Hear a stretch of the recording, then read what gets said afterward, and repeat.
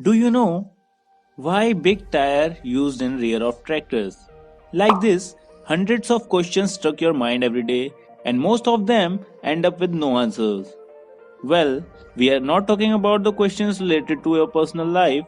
We are covering some curious and interesting questions along with the fascinating answers that might amaze you. The answers will be based on science and general facts. So let's begin our virtual question answer session and find out how smart you actually are. So before moving on to the questions, as usual, hello friends, welcome to Auto Study, way to change the learning of automobile. So the first question is, do you know about the cc of an engine? No need to be worried. Meaning of cc is cubic centimeters and it represents the total volume of the engine cylinder. It reflects that the engine with more cc can generate more powers than the other engines. Cc can also be related as inversely proportional to the fuel consumption. Now let's move on to the next question. Do you know about the oil grade SAE? Well. I think we had discussed its full form in last session. But let's repeat it again. So SAE stands for Society of Automotive Engineers. You know, this society is responsible for developing the standards for the engineering of powered vehicles of all kinds.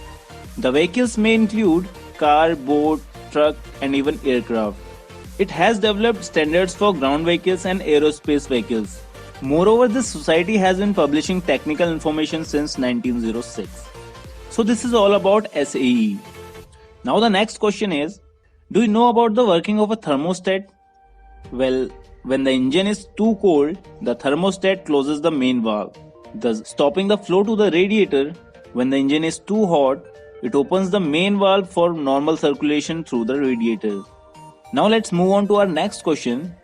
Have you ever noticed that your car emits white smoke? If yes, then would you like to tell what it means? You know, white smoke is a sign of coolant leak, as is milky brownish oil. This could be due to bad head gasket or cracked block.